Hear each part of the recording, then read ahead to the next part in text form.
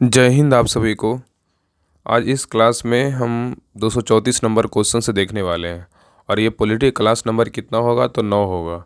इसके पहले 8 class complete करवा चुके हैं, तो लगभग जो है ना 5-7 प्रीवियस ईयर क्वेश्चन पेपर हम सारा कंप्लीट कर चुके हैं। जो भी पॉलिटी क्वेश्चन पूछा गया है वो सारे हम खत्म करवा चुके हैं। आज जो क्वेश्चन नंबर देखने वाले 234 से देखेंगे।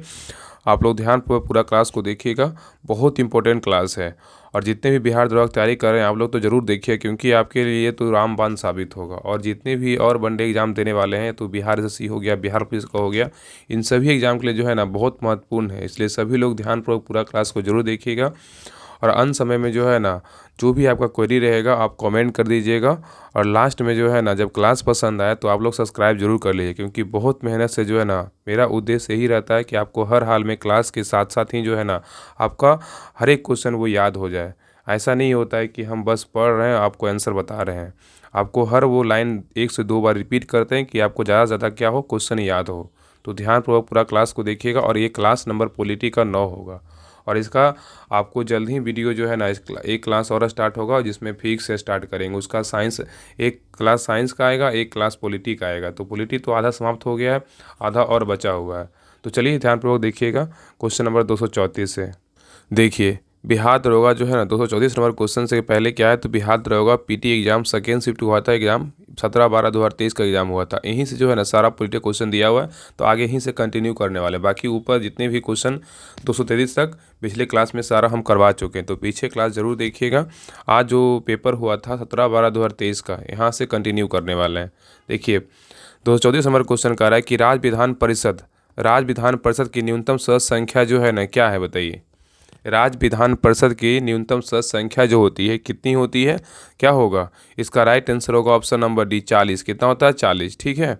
तो कह रहा है कि किसी राज्य में विधान परिषद की अधिकतम सदस्य संख्या जो है ना 500 हो सकता है। ठीक है। यहाँ पे बोल रहा है ना कि यहाँ पे ऑप्शन था ना वहाँ पे 40 होगा, लेकिन यहाँ पे कह रहा है कि देखिए यहाँ पे विधान परिषद था। ठीक है, यहाँ पे विधान परिषद का बात किया तो 40 होगा, लेकिन यहाँ पे देखिए कह रहा है किसी राज्य में विधानसभा की अधिकतम सदस्य संख्या जो है ना 500 हो सकता है, और न्यूनतम बोलेगा तो 60 हो सकता है। तो यहाँ पे क्वेश्चन 2 बनेगा। ठीक है ना। अगर क्वेश्चन पूछेगा किसी राज्य में विधानसभा की अधिकतम सदस्य संख्या कितनी है, तो 500। ये भी देखिए क्वेश्चन जो है ना बिहार दरोगा में पूछा हुआ क्वेश्चन 1275 में है। और अगर न्यूनतम का बात करें कितना है, तो 60 है। ठीक है। आगे देखा रहा है कि किसी भी राज्य में विधान परिषद की अधिकतम सदस्य संख्या उस राज्य के विधानसभा के सदस्यों की 1/3 हो सकता है, जबकि न्यूनतम बोलेगा कितना हो सकता है, 40 हो सकता है। तो यहाँ पे देखिए 2 क्वेश्चन और बना। कह रहा है किसी, अगर क्वेश्चन पूछा है किसी राज्य में विधान परिषद की अधिकतम सदस्य संख्या कितना होगा, उस राज्य की विधानसभा कितना होगा, 1/3 1/3 मतलब 1/3 होगा, 1/3 होगा। जबकि न्यूनतम का बात करें तो कितना होगा, 40 होगा। ठीक है। आगे कह रहा है कि लोकसभा की अधिकतम सदस्य संख्या बोलेगा तो 552 होता था, लेकिन वर्तमान में लोकसभा की अधिकतम सदस्य संख्या बोलेगा तो 550 है। 530 राज्य से है और 20 क्या है, तो केंद्र शासित प्रदेश मतलब यूटी से हो सकता है। एवं राज्यसभा में अधिकतम सदस्य संख्या बोलेगा तो कितना, 250 हो सकता, कितना 250 होता है। ठीक है। आगे कह रहा है कि 104वां संविधान संशोधन 2019 के तहत जो है ना 2 कार्य किया गया है। ठीक है। पहला कार्य क्या है, तो लोकसभा एवं विधानसभा, लोकसभा में विधानसभा में SC ST के आरक्षण को 10 वर्ष के लिए जो है ना बढ़ाकर 2030 तक कर दिया गया। ठीक है। तो 104वां संविधान संशोधन 2019 के तहत जो है 2 कार्य किया गया। पहला कार्य था कि लोकसभा एवं विधानसभा में ST ST का जो आरक्षण था उसको 10 वर्ष से बढ़ाकर कितना कर दिया, 10 वर्ष के लिए बढ़ाकर जो है ना 2030 तक जो है ना कर दिया गया। मतलब वहाँ तक जो है ना कोई भी चेंज नहीं होगा। आगे कह रहा है कि लोकसभा एवं विधानसभाओं में एंग्लो इंडियन के आरक्षण को जो है ना समाप्त कर दिया गया। ये भी क्वेश्चन बहुत बार पूछा गया है। क्वेश्चन ये पूछेगा कि लोकसभा एवं विधानसभा में एंग्लो इंडियन के आरक्षण को समाप्त कर दिया, किस संविधान संशोधन के तहत जो है ना इसको समाप्त किया गया। तो याद रखिए 104वां संविधान संशोधन 2019 के तहत जो है ना इसको लोकसभा में एवं विधानसभा में एंग्लो इंडियन को क्या कर दिया, आरक्षण को समाप्त कर दिया गया। ठीक है, याद रखिएगा। आगे कह रहा है कि केंद्र में लोकसभा एवं राज्य विधानसभा की सदस्य संख्या, कह रहा है केंद्र में लोकसभा एवं विधानसभा की सदस्य संख्या जो है ना 2026 तक मतलब स्थिर कर दिया गया। ठीक है। और 44वें संविधान संशोधन 2001 के तहत, ये भी क्वेश्चन क्या इंपॉर्टेंट है। तो यहाँ क्वेश्चन पूछा है केंद्र में लोकसभा एवं राज्य विधानसभा की सदस्य संख्या 2026 तक जो है स्थिर कर दिया गया, किस संविधान संशोधन के द्वारा, तो 44वां संविधान संशोधन 2001 के तहत। ठीक है, याद रखिएगा। आगे कह रहा है कि लोकसभा, राज्यसभा, विधानसभा, विधान परिषद में सबसे जो है ना अधिक सीट बोलेगा तो कहाँ, यूपी में मतलब उत्तर प्रदेश में। ठीक है। अगर लोकसभा का सीट बोलेगा यूपी में कितना 80 है, राज्यसभा का बोलेगा तो यूपी में कितना है तो 31 है, विधानसभा का सीट बोलेगा यूपी में कितना 403 है, और विधान परिषद का बोलेगा कितना है तो 100 सीट है। ये चारों पॉइंट याद रखिएगा। आगे कह रहा है कि इन सभी सीटों में इन सभी में सीटों का बंटवारा जनसंख्या के हिसाब से जो है ना किया गया है, अर्थात राज्य की जनसंख्या अधिक हो तो अधिक सीट, और जनसंख्या अगर कम हो तो क्या होगा, कम सीट होगा। अगर जनसंख्या अधिक होगा तो अधिक सीट होगा, जनसंख्या कम होगा तो कम सीट होगा। आगे देख रहा है कि बिहार में लोकसभा की सीट बोलेगा तो 40 है। यह प्रश्न पहले जो है ना पूछा जा चुका है, ठीक है। राज्यसभा का बोलेगा तो 16 है बिहार में, विधानसभा का बोलेगा 243 है, और विधान परिषद का बोलेगा बिहार में कितना है 75 है। और टॉपिक किसका था, राज्य विधानमंडल का था, ठीक है। आगे कह रहा है केंद्रीय विधानमंडल एवं राज्य विधानमंडल को एक साथ पढ़िएगा, सर के द्वारा बोला गया है, तो बहुत इंपॉर्टेंट टॉपिक है सारा। आगे कह रहा है क्वेश्चन नंबर 235 कह रहा है कि भारतीय संविधान के कौन से भाग में कल्याणकारी राज्य की संकल्पना है, बताइए। कह रहा है कि भारतीय संविधान के कौन से भाग में कल्याणकारी राज्य का संकल्पना है, तो क्या होगा, ऑप्शन नंबर क्या होगा डी, राज्य के नीति निर्देशक तत्व में, किसमें, भाग 4 में वर्णन है, ठीक है। ये कह रहा है ना कि भारतीय संविधान के भाग 4 एवं अनुच्छेद 36 से 51 तक नीति निर्देशक मतलब डीपीएसपी का जो है ना चर्चा किया गया है, ठीक है। और यह जो है ना नीति निर्देशक तत्व जो है कहाँ से लिया गया, आयरलैंड के संविधान से लिया गया है। और नीति निर्देशक तत्व को भविष्य का अधिकार कहा जाता है। क्या कहा जाता है, भविष्य का अधिकार बोले किसे कहा जाता है, तो नीति निर्देशक तत्व को कहा जाता है। और इसका वर्णन किस भाग में, तो भाग 4 में है, और कितना से कितना अनुच्छेद है, 36 से 51 तक है। आगे कह रहा है डॉक्टर भीमराव अम्बेडकर ने नीति निर्देशक तत्व के बारे में कहा है कि यह भारत शासन अधिनियम 1935 में लिखित अनुदेशकों के समान है, ठीक है। आगे कह रहा है एल एम सिडमिस ने इसे संविधान को जीवन दान देने वाला संस्था कहा था, ठीक है, याद रखिएगा। तो नीति निर्देशक तत्व को जो है ना एल एम सिडमिस ने इसे क्या कहा, संविधान के जीवन दान देने वाली संस्था कहा। इसकी प्रकृति गैर नियोजित है, अर्थात यह न्यायालय में परिवर्तनीय नहीं है, अर्थात इसे लागू करने के लिए न्यायालय की दरवाज़ा नहीं खटखटाया जा सकता है, ठीक है। आगे कह रहा है कि प्रत्येक सरकार से लागू करने का जो है ना प्रयास करती है, प्रत्येक सरकार से लागू करने का प्रयास करती है अगर सरकार के पास पर्याप्त संसाधन हो, ठीक है। आगे देखिए, आगे कह रहा है यह मौलिक अधिकार की भांति स्वतः लागू नहीं होता है, जब बल्कि डीपीएसपी को लागू करने के लिए जो है ना कानून क्या है, बनाना पड़ता है। मतलब नीति निर्देशक तत्व को क्या है, लागू करने के लिए कानून क्या करता है, बनाना पड़ता है। आगे कह रहा है कि मौलिक अधिकार से राजनीतिक न्याय की स्थापना होता है, जबकि नीति निर्देशक तत्व से सामाजिक एवं आर्थिक न्याय की स्थापना होता है। तो कह रहा है कि मौलिक अधिकार से जो है राजनीतिक न्याय की स्थापना होता है, जबकि नीति निर्देशक तत्व से सामाजिक एवं आर्थिक न्याय की स्थापना होता है। आगे कह रहा है कि मौलिक अधिकार से व्यक्तिगत हित को बढ़ावा मिलता है, जबकि डीपीएसपी से सामाजिक और सामुदायिक हित को। नेक्स्ट कह रहा है कि महत्वपूर्ण नीति निर्देशक तत्व क्या है, देखिए। अगर यहाँ पे इंपॉर्टेंट आर्टिकल है इसको याद रखिएगा। देखिए, ग्राम पंचायत का गठन बोलेगा तो किस अनुच्छेद में, अनुच्छेद 40 में है। ग्राम पंचायत का गठन बोलेगा तो कौन सा अनुच्छेद में, अनुच्छेद 40 में है। और समान नागरिक संहिता बोलेगा तो कौन सा अनुच्छेद में, अनुच्छेद 44 में है। और 6 वर्ष से कम उम्र के बच्चों को देखभाल करना, इसका वर्णन किस अनुच्छेद में है, तो अनुच्छेद 45 में है। और शराबबंदी मादक पदार्थों पर प्रतिबंध बोलेगा किस अनुच्छेद में, अनुच्छेद 47 में। जैसे कैसे बिहार में बंद है शराब, वैसे ही है। तो यहाँ बोलेगा शराबबंदी मादक पदार्थों का पर प्रतिबंध जो है उसका वर्णन किस अनुच्छेद में, अनुच्छेद 47 में है। कृषि एवं पशुपालन बोलेगा तो किस अनुच्छेद में, अनुच्छेद 48 में है।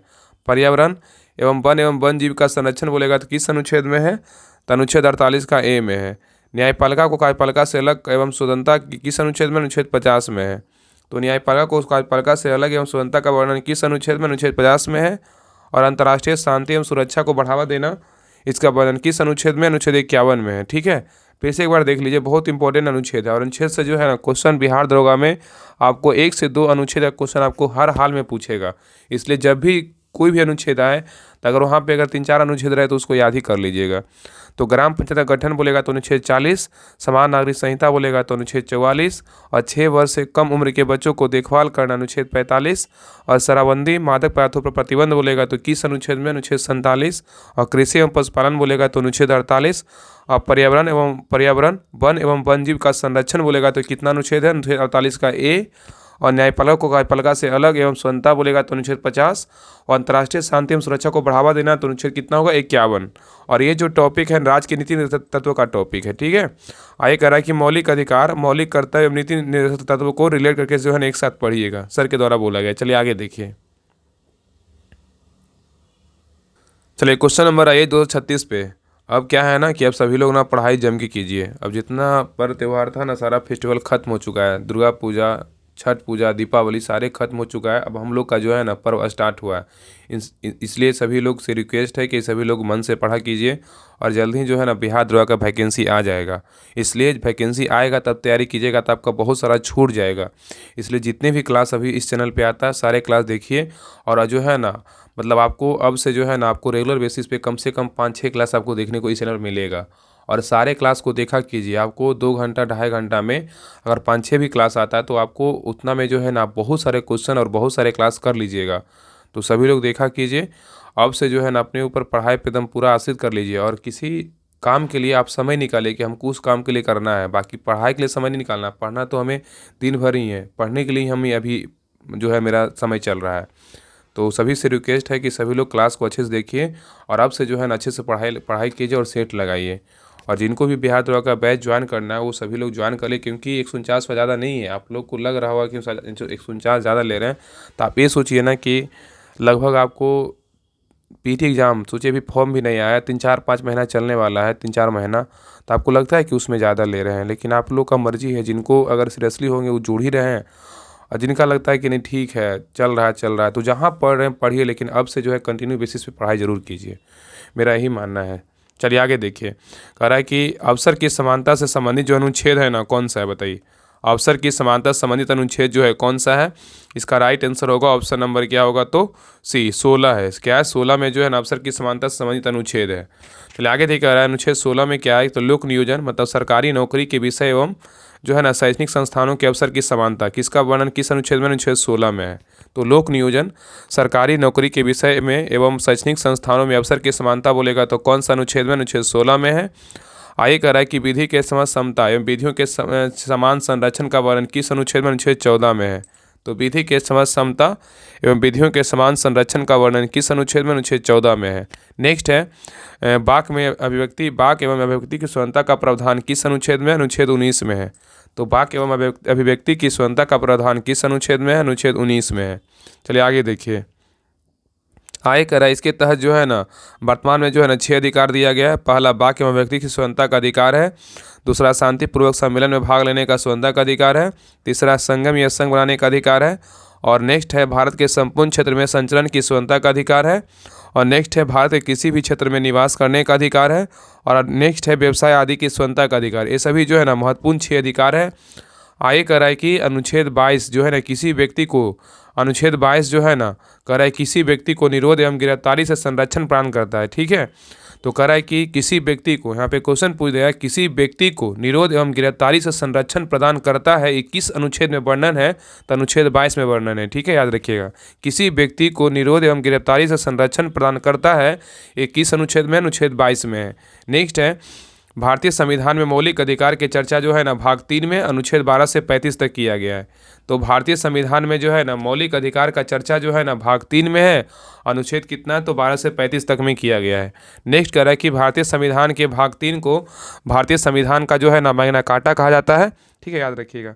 तो कह रहा है कि भारतीय संविधान के जो है ना भाग 3 को भारतीय संविधान का मैग्ना कार्टा कहा जाता है। और नेक्स्ट है कि भारतीय संविधान में मौलिक अधिकार का समावेशन जो है ना संयुक्त राज्य अमेरिका के संविधान पे दर्ज किया गया है। ठीक है, तो कह रहा है कि भारतीय संविधान में मौलिक अधिकार का समावेशन जो है ना अमेरिका के संविधान के तर्ज पर किया गया है। और संविधान बनाने के समय मौलिक अधिकार की संख्या जो है ना 7 था, और वर्तमान में इसकी संख्या कितना है, तो 6 है। ठीक है, याद रखिएगा। आगे कह रहा है कि 44वां संविधान संशोधन 1978 के तहत संपत्ति के अधिकार को जो है ना मौलिक अधिकार से क्या कर दिया, हटा दिया गया। तो कह रहा है कि 44वां संविधान संशोधन 1978 के तहत संपत्ति के अधिकार को मौलिक अधिकार से हटा दिया गया, और वर्तमान में संपत्ति के अधिकार को अनुच्छेद 300 के ए में रखा गया। और यह जो है ना मात्र एक विधि का अधिकार है। ठीक है, चलिए आगे देखिए। आगे कह रहा है कि पहले संपत्ति का अधिकार को मौलिक अधिकार था, पहले संपत्ति का अधिकार जो था ना मौलिक अधिकार था, एवं इसे अनुच्छेद 31 में रखा गया था। अब इसे जो है ना समाप्त कर दिया गया। ठीक है, चलिए आगे देखिए। कह रहा है कि ये जो है ना वर्तमान में कितने प्रकार का मौलिक अधिकार है, 6 प्रकार का जो है वर्तमान में 6 मौलिक अधिकार है। पहला क्या है, विधि के समझ समता या समानता का बोलेगा वर्णन किस अनुच्छेद 14 से 18 में है। और स्वतंत्रता का अधिकार बोलेगा तो अनुच्छेद 19 से 22 तक में वर्णन है। और शोषण के विरुद्ध अधिकार बोलेगा तो अनुच्छेद कितना 23 से 24 तक के वर्णन किया गया है। और धार्मिक स्वतंत्रता का अधिकार बोलेगा तो अनुच्छेद 25 से 28 तक वर्णन किया गया है। और नेक्स्ट है अल्पसंख्यक को शिक्षा एवं संस्कृति संबंधी अधिकार बोलेगा तो कितना में, तो अनुच्छेद 29 और 30 में वर्णन किया गया। देखिए फिर से देखिए, ये भी बहुत इंपॉर्टेंट है। 6 तरह के मौलिक अधिकार वर्तमान में है ना, तो अगर पूछेगा कि विधि के समझ समता बोलेगा या समानता का वर्णन कितना से कितना अनुच्छेद में, तो 14 से 18। और स्वतंत्रता का अधिकार बोलेगा तो 19 से 22। शोषण के विरुद्ध अधिकार बोलेगा तो अनुच्छेद 23 एवं 24। और धार्मिक एवं स्वतंत्रता का अधिकार बोलेगा अनुच्छेद कितना, 25 से 28। और नेक्स्ट है 5वां जो है अल्पसंख्यक को शिक्षा एवं संस्कृति संबंधी अधिकार बोलेगा तो कितना, अनुच्छेद 29 व 30 है। देखिए नोट में दिया हुआ कि संपत्ति के अधिकार अनुच्छेद 31। अब वर्तमान में यह मौलिक अधिकार नहीं है बल्कि यह क्या है, विधिक अधिकार है। और छठा जो अधिकार है क्या है, संवैधानिक उपचारों का अधिकार, जिसे डॉक्टर भीमराव अम्बेडकर क्या बोले थे, संविधान की आत्मा बोले थे। इसका वर्णन किसमें है, तो अनुच्छेद 32 में है। ठीक है, आगे कह रहे देखिए अनुच्छेद 32 को डॉक्टर भीमराव अम्बेडकर को जो है ना संविधान की आत्मा और संविधान की आत्मा या हृदय कहा था। तो ये कह रहा है कि अनुच्छेद 32 को डॉक्टर भीमराव अम्बेडकर ने संविधान की आत्मा या हृदय कहा था। आगे कह रहा है कि संविधान की प्रस्तावना को संविधान की आत्मा ही कहा जाता है। चलिए नेक्स्ट आइए। आगे कह रहा है कि अनुच्छेद 15, 16, 19, 29, 30, अनुच्छेद 15, 16, 19, 29, 30 के तहत मिले अधिकार केवल भारतीयों को ही प्राप्त है, जबकि अन्य मौलिक अधिकार भारतीयों के साथ साथ जो है ना विदेशियों को भी प्राप्त है। तो यहाँ पे कह रहा है अनुच्छेद 15, 16, 19, 29, 30 के तहत मिले अधिकार केवल भारतीयों को ही प्राप्त है। और ये जो अनुच्छेद है ना, बिहार दरोगा में पूछा हुआ अनुच्छेद है। ठीक है ना, ये सभी अनुच्छेद पूछा हुआ है। और दे देगा निम्नलिखित में से कौन सा अनुच्छेद केवल भारतीयों को प्राप्त है, तो यही 4 ऑप्शन दे देगा। बोले इसमें एक और डाल देगा कि नहीं है। तो ये सब जो है ना बार बार एग्जाम में पूछा हुआ क्वेश्चन है। जबकि अन्य मौलिक अधिकार भारतीयों के साथ साथ विदेशियों को भी प्राप्त है। और ये टॉपिक किसका है, तो मौलिक अधिकार का है। क्वेश्चन नंबर आइए 237 पे कह रहा है कि राष्ट्रपति पद के चुनाव के लिए जमानत राशि कितनी है, बताइए। राष्ट्रपति पद के चुनाव के लिए जमानत राशि कितनी है? इसका राइट आंसर होगा ऑप्शन नंबर डी, 15,000। क्या होगा, 15,000। तो कह रहे हैं कि राष्ट्रपति पद के चुनाव लड़ने के लिए प्रत्येक उम्मीदवार को 15,000 रिजर्व बैंक के साथ जमानत राशि के रूप में जमा करना होता है। यदि उम्मीदवार कुल डाले गए वैध मतों मतलब 1/6 भाग प्राप्त करने में असमर्थ रहता है तो जमानत राशि क्या होगी, जब्त हो जाती है। ठीक है, याद रखिएगा। ये कह रहा है कि राष्ट्रपति के चुनाव के लिए जो है नामांकन के लिए एक उम्मीदवार को जो है ना कम से कम 50 प्रस्तावक और 50 अनुमोदक होना चाहिए। तो कह रहा है कि राष्ट्रपति के चुनाव के लिए नामांकन के लिए एक उम्मीदवार को कम से कम 50 प्रस्तावक और 50 अनुमोदक होना चाहिए। और नेक्स्ट कह रहा है कि राष्ट्रपति पद के चुनाव के लिए अन्य शर्तें क्या क्या है। देखिए, पहला शर्त है कि उम्मीदवार को भारत का नागरिक होना चाहिए। दूसरा कि न्यूनतम उम्र 35 वर्ष होना चाहिए, अधिकतम उम्र सीमा का उल्लेख नहीं किया गया है। और लोकसभा सदस्य बनने की योग्यता होनी चाहिए। और लोकसभा सदस्य जो है ना होना अनिवार्य नहीं है। और किसी भी लाभ के पद पर नहीं होना चाहिए। और नेक्स्ट देखिए कह रहा है कि भारत में एक व्यक्ति कितना भी बार राष्ट्रपति बन सकता है, जबकि अमेरिका में एक व्यक्ति अधिकतम 2 बार जो है ना दो बार ही राष्ट्रपति बन सकता है। नोट में है कि राष्ट्रपति, उपराष्ट्रपति एवं राज्यपाल को आपस में रिलेट करके जो है ना पढ़ना चाहिए, सर के द्वारा बोला गया है। ये सब जो है ना टॉपिक जो लिखा हुआ सर के द्वारा जो है, ये सब जैसे है ना अभी लिखे नोट में लिखे हैं, इस अनुसार क्या होता है ना कि आदमी जो सीरियसली रहेंगे तो जरूर एकदम जब भी पढ़ेंगे तो राष्ट्रपति, उपराष्ट्रपति, राज्यपाल को आपस में जरूर पढ़ेंगे। तो इसलिए लूसेंट में जो है ना आप लोग पढ़ लीजिएगा। जब भी आपको लगे कि हाँ राष्ट्रपति, उपराष्ट्रपति का टॉपिक नहीं पढ़े हैं, दोबारा फिर से पढ़ना, तो आप लोग जरूर पढ़िएगा। चलिए आगे देखिए। आगे कह रहा है कि उपराष्ट्रपति पद के चुनाव लड़ने के लिए प्रत्येक उम्मीदवार को जो है ना 15,000 रुपया रिजर्व बैंक के पास जो है ना जमानत राशि के रूप में जमा करना होता है। तो कह रहा है कि उपराष्ट्रपति पद के चुनाव लड़ने के लिए प्रत्येक उम्मीदवार को जो है ना 15,000 रुपया रिजर्व बैंक के पास जमानत राशि के रूप में जमा करना होता है। नेक्स्ट है, यदि उम्मीदवार कुल डाले गए वैध मतों का मतलब वैलिड वोट 1/6 भाग प्राप्त करने में समर्थ रहता है तो जमानत राशि क्या होगी, जब्त हो जाती है। तो कह रहा है यदि उम्मीदवार कुल डाले गए वैध मतों का 1/6 भाग प्राप्त करने में समर्थ रहता है तो जमानत राशि जब्त हो जाती है। और उपराष्ट्रपति, नेक्स्ट कह रहा है उपराष्ट्रपति के चुनाव के लिए नामांकन के लिए एक उम्मीदवार से जो है ना कम से कम 20 प्रस्तावक और 20 क्या अनुमोदक। अगर राष्ट्रपति का बात करेगा तो 50 प्रस्तावक, 50 अनुमोदक। अगर उपराष्ट्रपति का बात करें तो 20 प्रस्तावक और 20 क्या होना चाहिए, 20 अनुमोदक होना चाहिए। आगे कह रहा है उपराष्ट्रपति पद के लिए चुनाव के लिए अन्य शर्तें क्या क्या है। देखिए, तो कह रहा है ना कि उम्मीदवार को भारत का नागरिक होना चाहिए, बिल्कुल सही बात है। न्यूनतम उम्र 35 वर्ष होना चाहिए, बिल्कुल सही बात है। अधिकतम उम्र सीमा का उल्लेख जो है इसमें भी नहीं किया गया है। नेक्स्ट कह रहा है कि राज्यसभा का सदस्य बनने की योग्यता होनी चाहिए, राज्यसभा का सदस्य होना अनिवार्य भी नहीं है। और किसी भी लाभ के पद पर नहीं होना चाहिए। ये जो है ना टॉपिक किसका है, तो राष्ट्रपति का है, उपराष्ट्रपति का है। मतलब राष्ट्रपति में जो है ना सारा राष्ट्रपति उपराष्ट्रपति पढ़िएगा तो आपको मिल जाएगा, लेकिन ये टॉपिक किसका था, उपराष्ट्रपति का था। चलिए आगे देखिए। आगे देखिए कह रहा है क्वेश्चन नंबर 238 कह रहा है जब संवैधानिक संशोधन का विधेयक राष्ट्रपति के पास जाता है तो क्या होता है, बताइए। कह रहा है कि जब संवैधानिक संशोधन का विधेयक राष्ट्रपति के पास जाता है तो क्या होता है। तो इसका राइट आंसर क्या होगा, ऑप्शन नंबर डी, अपनी स्वीकृति प्रदान करने के लिए क्या होता है, बाध्य है। ठीक है, आइए कह रहा है कि अपनी स्वीकृति प्रदान करने के लिए क्या है, बाध्य है। तो कह रहा है कि 24वां संविधान संशोधन 1971 के द्वारा जो है ना राष्ट्रपति द्वारा संवैधानिक संशोधन विधेयक को मंजूरी देना अनिवार्य है। ठीक है, तो कह रहा है 24वां संवैधानिक संशोधन 24वां संविधान संशोधन 1971 जो है ना राष्ट्रपति द्वारा संवैधानिक संशोधन विधेयक को मंजूरी देना अनिवार्य है। आइए कह रहा है कि 42वां संविधान संशोधन 1976 के तहत कहा गया है कि राष्ट्रपति को कैबिनेट की सलाह मानना अनिवार्य कर दिया गया है। अर्थात राष्ट्रपति को संसद द्वारा पारित विधेयक पर क्या करना चाहिए, हस्ताक्षर करना क्या है, अनिवार्य है।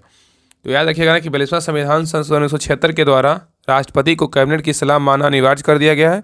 अर्थात राष्ट्रपति को संसद द्वारा पारित विधेयक पर हस्ताक्षर करना क्या है, तो अनिवार्य है। आगे कह रहा है 44वां संविधान संशोधन 1978 के द्वारा कैबिनेट की सलाह पर राष्ट्रपति को जो है ना एक बार पुनर्विचार के लिए भेज सकता है, परंतु अगली बार मानना अनिवार्य है। अर्थात राष्ट्रपति को संसद द्वारा पारित विधेयक पर एक बार पुनर्विचार के लिए भेजने की शक्ति दिया गया है, लेकिन दूसरी बार राष्ट्रपति के लिए हस्ताक्षर करना क्या है, बाध्यकारी है। आगे कह रहा है 42वां एवं 44वां संविधान संशोधन को रिलेट करके जो है ना पढ़ना चाहिए, सर के द्वारा बोला गया है। आगे कह रहा है कि 42वां संविधान संशोधन में इंदिरा गांधी सरकार द्वारा कई बदलाव किए गए, जिसे मोरारजी देसाई सरकार जो है द्वारा 44वां संविधान संशोधन के तहत जो है ना फिर से अधिकांश को क्या कर दिया, बदल दिया गया। ठीक है, चलिए आगे क्वेश्चन नंबर आइए 239 पे। कह रहा है कि भारतीय संविधान का कौन सा अनुच्छेद राष्ट्रपति को जानकारी देने के संबंध में जो है ना प्रधानमंत्री कर्तव्य से संबंधित है, बताइए कौन सा अनुच्छेद है। क्या हो जाएगा, अनुच्छेद कितना 78 है, कितना अनुच्छेद 78 है। तो कह रहा है कि भारतीय संविधान का कौन सा अनुच्छेद है जो राष्ट्रपति को जानकारी देने के संबंध में प्रधानमंत्री के कर्तव्य से संबंधित होगा, तो अनुच्छेद क्या है, तो 78 है। तो कह रहा है कि भारत के संविधान का अनुच्छेद 78 राष्ट्रपति को सूचना प्रस्तुत करने के संबंध में प्रधानमंत्री के कर्तव्यों का संबंधित है। और अनुच्छेद 78 में कहा गया है कि यह प्रधानमंत्री का कर्तव्य होगा, जो है ना कर्तव्य होगा, ये बोला गया है। ठीक है, 78 में बोला गया है। और आगे कह रहा है कि संघ के मामलों के प्रशासन और कानून के प्रस्तावों से संबंधित मंत्रिपरिषद के सभी निर्णयों के बारे में राष्ट्रपति को सूचित करना। ठीक है, आगे कह रहा है कि संघ के मामलों के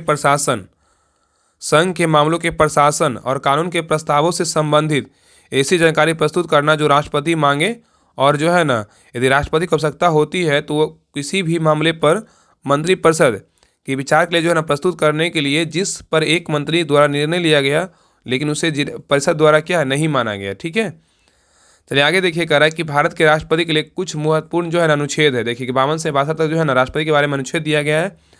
तो अनुच्छेद 52 का बात करें तो क्या होगा, भारत का एक राष्ट्रपति का पद का वर्णन है। तो भारत के राष्ट्रपति का पद का वर्णन बोलेगा तो किस अनुच्छेद में, अनुच्छेद 52 में है। और संघ की कार्यपालिका शक्ति बोलेगा तो किस अनुच्छेद में, अनुच्छेद कितना है, 53 में है। और राष्ट्रपति का निर्वाचन बोलेगा तो कौन सा अनुच्छेद में, अनुच्छेद 54 में है। राष्ट्रपति के निर्वाचन की पद्धति बोलेगा तो किस अनुच्छेद में, अनुच्छेद 55 में है। राष्ट्रपति की पदावधि बोलेगा तो कितना, अनुच्छेद 56 में है। तो 52 से लेकर 62 तक जो है ना राष्ट्रपति के बारे में चर्चा किया गया। तो भारत के राष्ट्रपति का पद होगा, तो 52। और संघ के कार्यपालिका शक्ति होगा राष्ट्रपति का तो 53। और राष्ट्रपति का निर्वाचन बोलेगा तो 54। और राष्ट्रपति के निर्वाचन की पद्धति बोलेगा तो ये जो है अलग हो जाएगा, अनुच्छेद 55। और राष्ट्रपति का पदावधि बोलेगा तो क्या हो जाएगा, अनुच्छेद 56 हो जाएगा। ठीक है, नेक्स्ट है राष्ट्रपति के पुनर्निर्वाचन के लिए पात्रता बोलेगा तो कितना अनुच्छेद, अनुच्छेद 57 में है। मतलब राष्ट्रपति के पुनर्निर्वाचन के लिए पात्रता के संबंधित जो भी वर्णन है वो कितना अनुच्छेद में, अनुच्छेद 57 में है। राष्ट्रपति निर्वाचन होने के लिए योग्यताएं बोलेगा अनुच्छेद 58। राष्ट्रपति के पद के लिए शर्तें बोलेगा अनुच्छेद 59। राष्ट्रपति द्वारा शपथ बोलेगा तो 60। और राष्ट्रपति पर महाभियोग की प्रक्रिया बोलेगा तो अनुच्छेद 61। और राष्ट्रपति पद के लिए रिक्त को भरने के लिए निर्वाचन करने का समय और आकस्मिक रिक्त को भरने के लिए निर्वाचित पदावधि क्या हुआ, अनुच्छेद 62। ठीक है, तो पुनर्निर्वाचन के लिए पात्रता बोलेगा अनुच्छेद 57। राष्ट्रपति निर्वाचन के लिए योग्यताएं बोलेगा तो अनुच्छेद 58। राष्ट्रपति के पद के लिए शर्तें बोलेगा तो अनुच्छेद 59। राष्ट्रपति द्वारा शपथ बोलेगा तो अनुच्छेद 60। और राष्ट्रपति पर महाभियोग की प्रक्रिया बोलेगा तो अनुच्छेद 61। और राष्ट्रपति के पद के लिए रिक्त को भरने के लिए निर्वाचन करने का समय और आकस्मिक रिक्त को भरने के लिए निर्वाचित व्यक्ति की पदावधि बोलेगा तो किसका वर्णन किस अनुच्छेद में है, तो अनुच्छेद 62 में है। चलिए आगे देखिए, कह रहा है अनुच्छेद 74 और अनुच्छेद 75 भी क्या है, महत्वपूर्ण है। तो कह रहा अनुच्छेद 74 में क्या है, तो राष्ट्रपति को सहायता एवं सलाह देने के लिए मंत्रिपरिषद होगी जिसका प्रमुख क्या होगा, प्रधानमंत्री होगा। इसका वर्णन किस अनुच्छेद में, अनुच्छेद कितना 74 में है। तो राष्ट्रपति को सहायता एवं सलाह देने के लिए एक मंत्रिपरिषद होगी जिसका प्रमुख प्रधानमंत्री होगा। इसका वर्णन किस अनुच्छेद में, अनुच्छेद 74 में है। नेक्स्ट है अनुच्छेद 75। इसमें क्या बोला गया कि प्रधानमंत्री की नियुक्ति राष्ट्रपति करेगा और प्रधानमंत्री की सलाह पर अन्य मंत्रियों की नियुक्ति जो है ना राष्ट्रपति करेगा। इसका वर्णन किस अनुच्छेद में है? तो अनुच्छेद 75 में है। ठीक है, तो प्रधानमंत्री की नियुक्ति राष्ट्रपति करेगा और प्रधानमंत्री की सलाह पे अन्य मंत्रियों की नियुक्ति भी राष्ट्रपति करेगा। इसका वर्णन किस अनुच्छेद में? अनुच्छेद 75 में है। और मंत्रिपरिषद सामूहिक रूप से लोकसभा के प्रति क्या होता है? उत्तरदायी होंगे। ये टॉपिक किसका है? तो मंत्रिपरिषद का है। चलिए आगे देखिए, क्वेश्चन नंबर 240 का रहा है कि निम्न में से कौन सा राज्य के उच्च न्यायालय के क्षेत्राधिकार है? बताइए। नीचे दिए गए कटों में सही जो है ना उत्तर का चयन कीजिए। बताइए, कारण निम्न में से कौन से राज्य के उच्च न्यायालय के क्षेत्राधिकार है? बताइए क्या होगा? इसका राइट आंसर होगा ऑप्शन नंबर ए होगा। प्रारंभिक क्षेत्राधिकार है, अपीलीय क्षेत्राधिकार है और क्या निरीक्षण क्षेत्राधिकार है, लेकिन परामर्श संबंधी क्षेत्राधिकार क्या है? तो नहीं है। इसका राइट आंसर क्या होगा? 1, 2 और क्या होगा? 3 है। तो कारण में से कौन से राज्य के उच्च न्यायालय के क्षेत्राधिकार है? तो प्रारंभिक क्षेत्राधिकार, अपीलीय क्षेत्राधिकार और क्या निरीक्षण क्षेत्राधिकार है। तो कह रहा है कि परामर्श संबंधी क्षेत्राधिकार केवल जो है ना सर्वोच्च न्यायालय को प्राप्त है और यह अधिकार जो है ना उच्च न्यायालय को नहीं प्राप्त है। ठीक है, और उच्चतम न्यायालय जो है ना सॉरी यहाँ पे देखिए कह रहा है परामर्श संबंधी क्षेत्राधिकार केवल सर्वोच्च न्यायालय मतलब उच्चतम न्यायालय को प्राप्त है, यह जो है ना अधिकार उच्च न्यायालय को प्राप्त नहीं है। और यह देखिए कह रहा है उच्चतम न्यायालय और उच्च न्यायालय की शक्तियों का एवं क्षेत्राधिकार, उच्चतम न्यायालय की शक्तियाँ एवं क्षेत्राधिकार क्या क्या है देखिए। तो कह रहा है ना कि संविधान के प्रारूप समिति, कह रहा है कि संविधान के प्रारूप समिति के सदस्य जो है ना लादे कृष्णा अय्यर ने कहा था कि भारत के उच्चतम न्यायालय को विश्व की किसी अन्य सर्वोच्च न्यायालय की तुलना से ज़्यादा शक्तियाँ प्राप्त है। ठीक है, तो यहाँ पे याद रखिएगा कि संविधान के प्रारूप समिति के जो सदस्य थे अलादी कृष्णा अय्यर, उन्होंने कहा था कि भारत के उच्चतम न्यायालय को विश्व के किसी भी अन्य सर्वोच्च न्यायालय की तुलना में क्या है? ज़्यादा शक्तियाँ मतलब प्राप्त है। किसको? तो जो है ना मतलब सर्वोच्च न्यायालय को, मतलब उच्चतम न्यायालय को। आगे कह रहा है कि उच्चतम न्यायालय की शक्तियाँ एवं न्यायाधीश क्षेत्र को निम्नलिखित रूप से जो है ना वर्गीकृत किया जा सकता है। क्या है? मूल या प्रारंभिक क्षेत्राधिकार मतलब ओरिजिनल जुडिस्टिक्शन। तो यार देखिए क्या होगा? मूल प्रारंभिक क्षेत्राधिकार ओरिजिनल जुडिस्टियन, और दूसरा है क्या है? न्यायाधीश क्षेत्राधिकार है। दूसरा क्या है? न्यायाधीश क्षेत्राधिकार है। और तीसरा क्या है? अपीलीय क्षेत्राधिकार है। और चौथा क्या है? सलाहकार क्षेत्राधिकार है। और पांचवा बोलेगा तो अभिलेखों का न्यायालय है। और छठा बोलेगा तो न्यायिक समीक्षा की शक्ति है।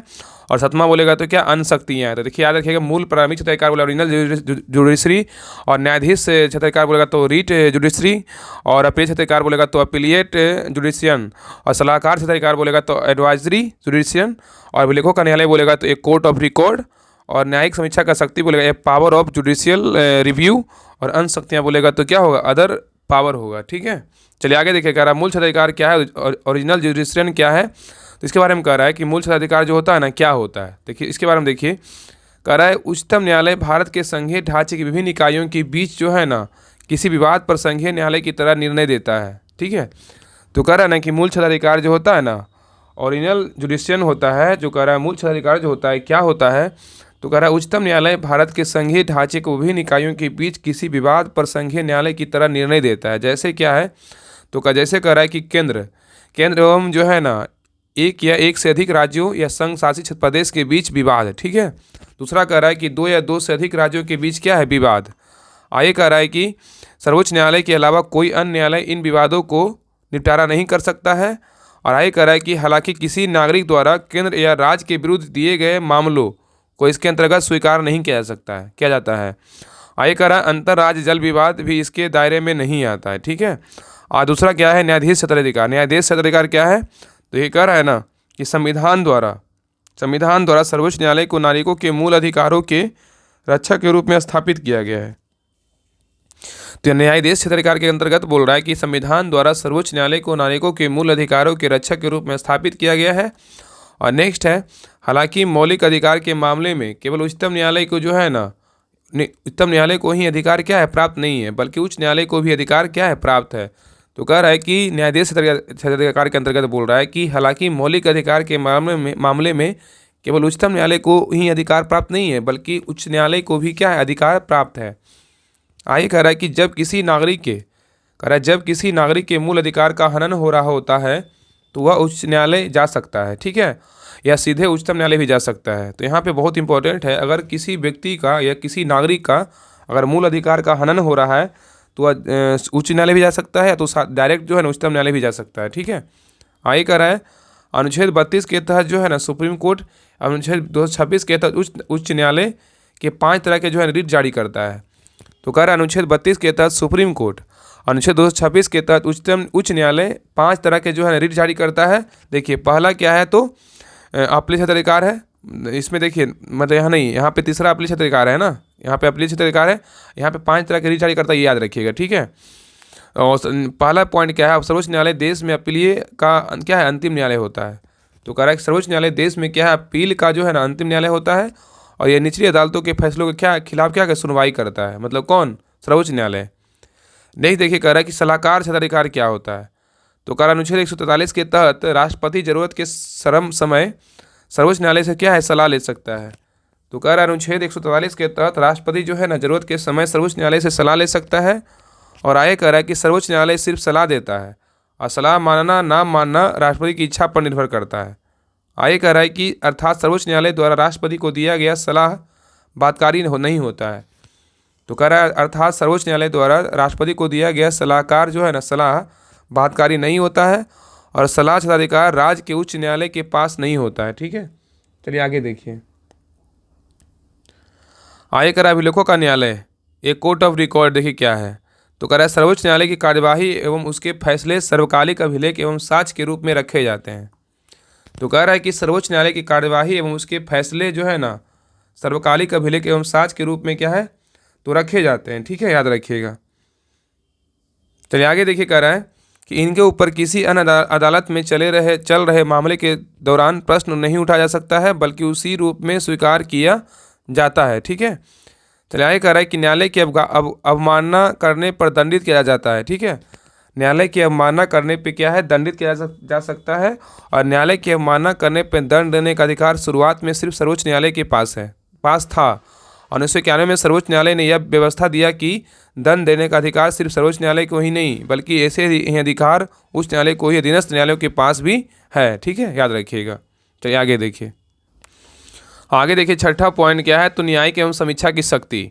इसके बारे में कह रहा है कि केंद्र एवं राज्य दोनों स्तर पर विधायी एवं कार्यकारी आदेशों की संवैधानिक की जांच न्यायालय द्वारा किया जा सकता है। तो कह रहा है कि केंद्र एवं राज्य दोनों स्तर पर विधायी कार्यकारी आदेशों की संवैधानिकता की जांच न्यायालय द्वारा किया जा सकता है।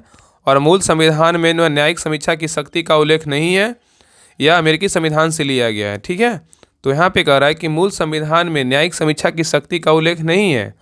ये जो उल्लेख है ना, कहाँ से लिया गया, अमेरिका के संविधान से लिया गया है। आगे कह रहा है कि न्यायिक समीक्षा की वर्तमान शक्ति सर्वोच्च न्यायालय एवं उच्च न्यायालय को प्राप्त है। नेक्स्ट 7वां पॉइंट क्या है, अन्य शक्तियाँ, मतलब अदर पावर क्या है, देखिए। तो कह रहा है कि राष्ट्रपति या उपराष्ट्रपति के चुनाव से संबंधित विवाद का निपटारा केवल उच्चतम न्यायालय कर सकता है, ठीक है। तो कह रहा है राष्ट्रपति या उपराष्ट्रपति के चुनाव से संबंधित अगर कोई विवाद होता है तो उसका निर्णय जो है निपटारा, विवाद का निपटारा जो है कौन करेगा, उच्चतम न्यायालय कर सकता है। और यह संघ लोक सेवा आयोग के अध्यक्ष एवं सदस्यों के व्यवहार एवं आचरण की जांच करता है। यदि सर्वोच्च न्यायालय में दुर्व्यवहार का दोषी पाता है तो राष्ट्रपति को उसको हटाने की सिफारिश कर सकता है। और उच्चतम न्यायालय द्वारा दिया गया यह सलाह राष्ट्रपति के लिए जो है ना बाध्यकारी होता है। आगे कह रहा है कि सर्वोच्च न्यायालय जो है ना संविधान का क्या इकलौता व्याख्याता है, क्या है, सर्वोच्च न्यायालय जो है संविधान का इकलौता क्या है, व्याख्याता है। आगे कह रहा है सर्वोच्च न्यायालय को न्यायिक अधीक्षण की शक्ति प्राप्त है, और यह देश के सभी न्यायालयों के क्रियाकलापों को क्या करता है, नियंत्रण रखता है। नेक्स्ट कह रहा है कि उच्चतम न्यायालय की शक्तियाँ एवं क्षेत्राधिकार क्या है, देखिए। कह रहा है उच्चतम न्यायालय की भांति उच्च न्यायालय को भी व्यापक शक्तियाँ क्या है, प्रदान किया गया है। उच्चतम न्यायालय की भांति ही उच्च न्यायालय को भी व्यापक शक्तियाँ क्या है, प्रदान किया गया है।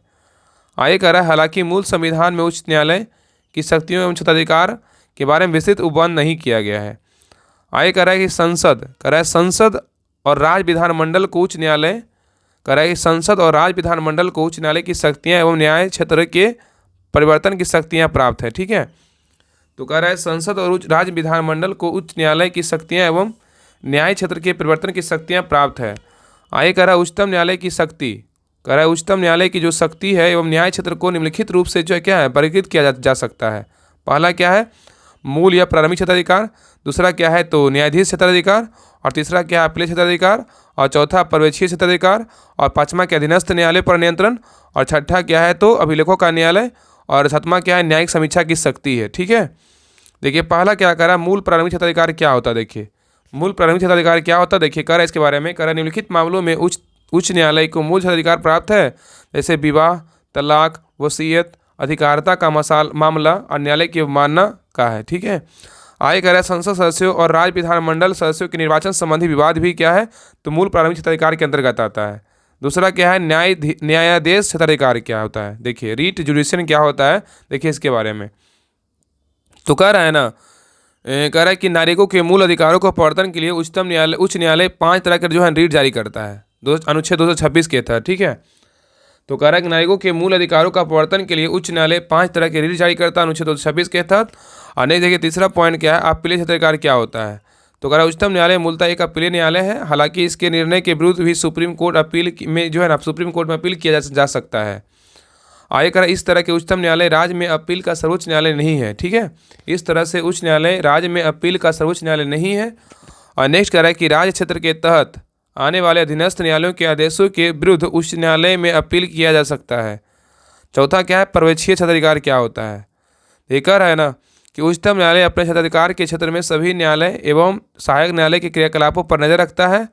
हालांकि सैन्य न्यायालय एवं विकरणों के ऊपर उच्च न्यायालय का कोई अधिकार नहीं होता है। चलिए आगे देखिए, कह रहा है अधीनस्थ न्यायालय पर नियंत्रण, कंट्रोल ओवर सबऑर्डिनेट कोर्ट। तो कह रहा है उच्च न्यायालय को पर्यवेक्षीय क्षेत्राधिकार के अलावा भी प्रशासनिक नियंत्रण और अन्य शक्तियों रहता है। तो अधीनस्थ न्यायालय पर नियंत्रण के बारे में कह रहा है कि उच्च न्यायालय को पर्यवेक्षीय क्षेत्राधिकार के अलावा भी प्रशासनिक नियंत्रण और अन्य शक्तियाँ रहता है। और टॉपिक किसका है, तो उच्चतम न्यायालय एवं उच्च न्यायालय के अधिकार का है। ठीक है। चलिए क्वेश्चन नंबर आइए 241 पे। कह रहा है सूची 1 सूची को क्या करना है, मिलाना है। देखिए इसमें कह रहा है ना कि सूची 1 दिया है, सूची 2 दिया हुआ, यहाँ पे वर्णन है और किस अनुच्छेद का वर्णन किस में है इसके बारे में देखिए दिया गया है। देखिए पहला है कि ग्राम पंचायत का गठन जो है इसका वर्णन किस अनुच्छेद में, अनुच्छेद क्या होगा, अनुच्छेद 40 में है। ठीक है। तो ग्राम पंचायत का गठन बोलेगा तो अनुच्छेद कितना है, 40 में है। और एक समान नागरिक संहिता बोलेगा तो इसका वर्णन किस अनुच्छेद में है, बताइए क्या होगा, अनुच्छेद 44 में। किसमें, अनुच्छेद 44 में है। कृषि और पशुपालन बोलेगा तो इसका वर्णन किस अनुच्छेद में है, अनुच्छेद कितना, 48 में है। और न्यायपालिका और कार्यपालिका का पृथक्करण बोलेगा तो किस अनुच्छेद में है, अनुच्छेद 50 में। ठीक है। अनुच्छेद कितना है, तो 50 में है, याद रखिएगा, अनुच्छेद 50 में है। तो ग्राम पंचायत का गठन बोलेगा तो अनुच्छेद 40, एक समान नागरिक संहिता बोलेगा तो अनुच्छेद कितना होगा, 44। कृषि और पशुपालन बोलेगा तो अनुच्छेद क्या होगा, 48। और न्यायपालिका और कार्यपालिका का पृथक्करण बोलेगा तो क्या होगा, अनुच्छेद 50 होगा। ठीक है, याद रखिएगा। इसका राइट आंसर होगा ऑप्शन नंबर 1 होगा, 3 4 2 1।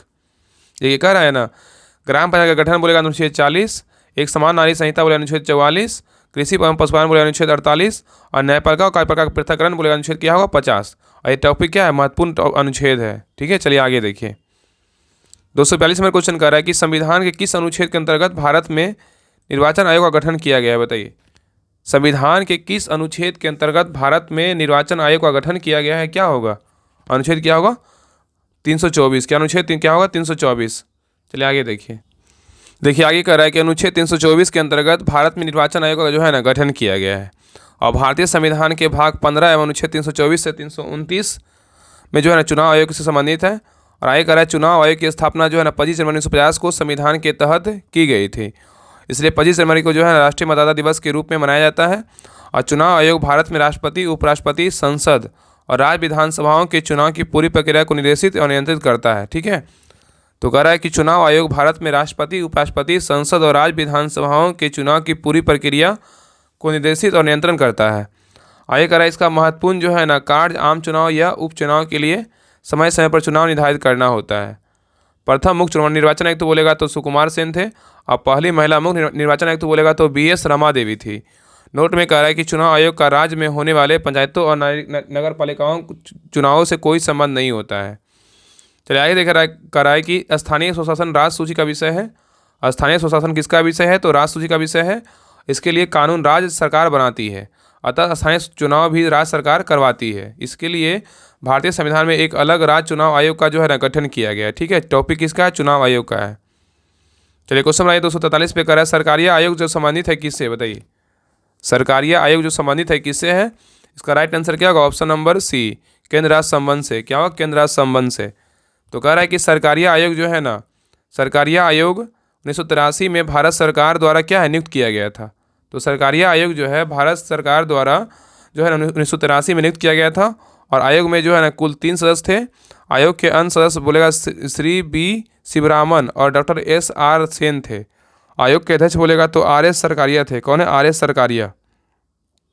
आयोग कह रहा है कि आयोग को केंद्र राज्य संबंधों में सुधार के लिए सिफारिश सुझानी थी और सरकारिया आयोग ने 27 अक्टूबर 1987 को अपनी रिपोर्ट जो है ना प्रस्तुत किया और रिपोर्ट जमा करने की तिथि कितना था? 1988 था। आयोग की सिफारिश जो है 1990 में अंतर्राज्यीय परिषद की स्थापना की गई थी। तो आयोग की सिफारिश पर जो है ना 1990 में अंतर्राज्यीय परिषद की स्थापना किया गया। और ये टॉपिक किसका है? तो महत्वपूर्ण समिति एवं केंद्र राज्य संबंध का है। ठीक है, चलिए क्वेश्चन बताइए 244 पे कह रहा है कि भारत में स्थानीय शासन विषय है किसका? बताइए। भारत में स्थानीय शासन विषय जो है किस सूची का है? क्या होगा इसका? राइट आंसर होगा ऑप्शन नंबर बी, राज सूची का है। तो कह रहा है इस टॉपिक का जो है ना पहले काफ़ी चर्चा किया जा चुका है और टॉपिक किसका है? संविधान के अनुसूची का है। चलिए आगे देखिए। चलिए क्वेश्चन नंबर 245 पे कह रहा है निम्नलिखित में से किसकी नियुक्ति राष्ट्रपति द्वारा नहीं की जाती है? बताइए। कह रहा निम्नलिखित में से किसकी नियुक्ति जो है राष्ट्रपति के द्वारा नहीं की जाती है? इसका राइट आंसर क्या होगा? ऑप्शन नंबर बी, लोकसभा के अध्यक्ष का नियुक्ति क्यों ना राष्ट्रपति नहीं करते हैं, लेकिन भारत के मुख्य न्यायाधीश की नियुक्ति राष्ट्रपति करते हैं, वायुसेना के अध्यक्ष की नियुक्ति राष्ट्रपति करते हैं, राज्यपाल की नियुक्ति कौन करते हैं? राष्ट्रपति करते हैं। तो लोकसभा अध्यक्ष का चुनाव लोकसभा के सदस्यों द्वारा मिलकर किया जाता है। ठीक है, ना कि राष्ट्रपति करते हैं। आगे कह रहा है कि लोकसभा किसी भी सदस्य को लोकसभा अध्यक्ष के रूप में चुनाव होता है और अतः इसका नियुक्ति राष्ट्रपति द्वारा नहीं किया जाता है। आगे कह रहा है कि लोकसभा अध्यक्ष के रूप में शपथ नहीं लेता है, बल्कि यह पहले ही लोकसभा के एक समान सदस्य के रूप में शपथ ले चुका होता है। आगे कह रहा है लोकसभा अध्यक्ष की शक्तियाँ क्या है? तो कह रहा है कि कोई धन विधेयक है या नहीं, इसका निर्णय जो है ना कौन करता है? लोकसभा अध्यक्ष करता है। ठीक है, तो लोकसभा की शक्तियाँ क्या होता है? तो कोई धन विधेयक है या नहीं, इसका निर्णय कौन करता है? लोकसभा अध्यक्ष करता है। और लोकसभा एवं राज्यसभा के संयुक्त अधिवेशन की अध्यक्षता लोकसभा अध्यक्ष करता है। ठीक है, तो कह रहा है कि लोकसभा एवं राज्यसभा के संयुक्त अधिवेशन की अध्यक्षता कौन करता है? लोकसभा अध्यक्ष करता है। आगे कह रहा है कि दल बदल के आधार पर लोकसभा में किसी सदस्यता की योग्यता एवं अयोग्यता संबंधी निर्णय लोकसभा अध्यक्ष ही करता है। ठीक है, तो कह रहा है कि दल बदल के आधार पर, यहाँ पे क्वेश्चन ऐसे पूछेगा कि दल बदल के आधार पर लोकसभा में किसी सदस्य की योग्यता एवं अयोग्यता से संबंधित जो निर्णय होता है वो कौन करता है? तो लोकसभा अध्यक्ष ही करता है। और भारत के मुख्य न्यायाधीश, वायुसेना अध्यक्ष, राज्यपाल की नियुक्ति जो है राष्ट्रपति के द्वारा किया जाता है। चलिए क्वेश्चन नंबर 246 पे करानीन में से कौन सा एक गैर सदस्य के रूप में संसद किसी भी सदन की कार्यवाही में भाग ले सकता है? बताइए क्या होगा इसका? राइट आंसर होगा ऑप्शन नंबर सी, भारत का महान्यायवादी। तो करानीन में से कौन सा एक गैर सदस्य के रूप में संसद के किसी सदन की कार्यवाही में भाग ले सकता है? तो क्या होगा? भारत का महान्यायवादी। तो कह रहा है ना कि महान्यायवादी ना तो संसद से के सदस्य होते हैं और ना ही कोई मंत्री, फिर भी ये संसद के दोनों सदनों में भाग ले सकते हैं और बोल सकते हैं, हालांकि मतदान वे नहीं कर सकते हैं। आगे कह रहा है कि अनुच्छेद 76 में क्या है? तो महान्यायवादी के पद का उल्लेख है। ऐसे अटॉर्नी जनरल ऑफ इंडिया भी कहते हैं। ठीक है, महान्यायवादी को। और यह केंद्र सरकार के सबसे बड़ा विधिक अधिकारी मुख्य वकील होता है। और महान्यायवादी बनने के लिए किसी व्यक्ति को ही योग्यता होनी चाहिए जो उच्चतम न्यायालय के न्यायाधीश बनने की योग्यता होनी चाहिए। ठीक है, आगे कह रहा है कि महान्यायवादी की नियुक्ति जो है राष्ट्रपति करते हैं। कौन करते हैं? राष्ट्रपति। और कार्यकाल निश्चित नहीं होता जब तक वे राष्ट्रपति प्रसाद पर्यंत, मतलब इच्छा पर जो है अपने पद पर बने रहते हैं, राष्ट्रपति की इच्छा पर। नेक्स्ट है, महान्यायवादी को हटाने का अधिकार किसको है? राष्ट्रपति को है। महान्यायवादी अपना त्यागपत्र राष्ट्रपति को देता है। और देश के अंदर किसी भी अदालत में महान्यायवादी को सुनवाई का अधिकार होता है। और महान्यायवादी की सरकार पूर्णकालिक वकील नहीं होता है। कह रहा है कि महान्यायवादी जो सरकार का जो है ना पूर्णकालिक वकील नहीं होता और ये जो है ना ये सरकारी कर्मी की श्रेणी में जो है नहीं आते हैं। ठीक है, इस कारण से महान्यायवादी को निजी विधिक कार्यवाही से रोका नहीं जा सकता है। नोट में है कि जब महान्यायवादी पढ़िए तो राज्य महाधिवक्ता के बारे में जो है ना पढ़ लीजिएगा। चलिए आगे देखिए। आगे कह रहा है जो कार्य केंद्र में महान्यायवादी करता है वही कार्य राज्य में जो है ना महाधिवक्ता करता है। ठीक है, जो कार्य केंद्र में महान्यायवादी करता है वही कार्य राज्य में क्या कौन करता है? तो महाधिवक्ता करता है। अनुच्छेद 165 में जो है ना किसका चर्चा है? तो राज्य के महाधिवक्ता के बारे में चर्चा किया गया है। तो आप क्वेश्चन पूछेगा कि राज्य के महाधिवक्ता का चर्चा जो है ना किस अनुच्छेद में है? तो अनुच्छेद 165 में है। और ये राज्य के सर्वोच्च विधिक और कानूनी अधिकारी होते हैं और इसकी नियुक्ति राज्यपाल द्वारा की जाती है एवं राज्यपाल की इच्छा तक जो है ना अपने पद पर बने रहते हैं। महाधिवक्ता को हटाने का अधिकार राज्य के राज्यपाल को होता है और ये अपना त्यागपत्र राज्यपाल को देते हैं। आगे कह रहा है इन्हें राज्य के अंदर जो है ना राज्य के अंदर किसी भी न्यायालय में सुनवाई का अधिकार है। ठीक है, मतलब राज्य महाधिवक्ता का। आगे कह रहा है कि महाधिवक्ता ना तो राज्य विधानमंडल के सदस्य होते हैं और ना ही राज्य में मंत्री, फिर भी ये राज्य विधानमंडल के किसी भी सदन में भाग ले सकते हैं और बोल सकते हैं, हालांकि वे मतदान नहीं कर सकते हैं। टॉपिक किसका है? महान्यायवादी और महाधिवक्ता का है। देखिए फिर से कह रहा है कि महाधिवक्ता ना तो राज्य विधानमंडल के सदस्य होते हैं और ना ही राज्य में मंत्री फिर भी ये राज्य विधानमंडल के किसी भी सदन में भाग ले सकते हैं और बोल सकते हैं, हालांकि वे मतदान नहीं कर सकते हैं। और ये टॉपिक किसका है? महाधिवक्ता और महाधिवक्ता का है। आगे जो है ना, यहाँ से बिहार एसआई मेंस का जो पेपर हुआ था 25/2/2024 का, अब तो लेटेस्ट पे आ गए हैं। अब कुछ और टॉपिक है, मतलब कुछ पेज और होगा पॉलिटी का, उसके बाद पॉलिटी जो है ना ख़त्म हो जाएगा। तो आगे जो कंटिन्यू क्लास करेंगे 247 से क्लास नंबर 10 में देख लेंगे। आप लोग जो है ना क्लास को ज़रूर शेयर कीजिएगा और लाइक सब्सक्राइब तो ज़रूर कीजिएगा। तो अगले क्लास में क्लास नंबर 10 में 247 नंबर क्वेश्चन से करेंगे कंटिन्यू, क्योंकि ज़्यादा लॉन्ग हो जाए ना क्लास तो फिर आप लोग देखिएगा नहीं, इसलिए कम पढ़िए, अच्छे से पढ़िए। आपको सारा जो है ना क्लियर क्वेश्चन हो वो ज़्यादा इंपॉर्टेंट होता है। तो अगले क्लास में ज़रूर देखेंगे 247 नंबर क्वेश्चन से। तो आप लोग जो पीछे का जिनका भी क्लास छूटा है, जो भी क्लास छूटा है, आप जाके प्लेलिस्ट चेक कीजिएगा, आपको सारा क्लास मिल जाएगा। तो क्लास के बारे में रिव्यू जरूर दीजिएगा और लाइक सब्सक्राइब तो जरूर कीजिएगा। तो मिलते हैं नेक्स्ट क्लास में, तब तक के लिए जय हिंद, जय भारत।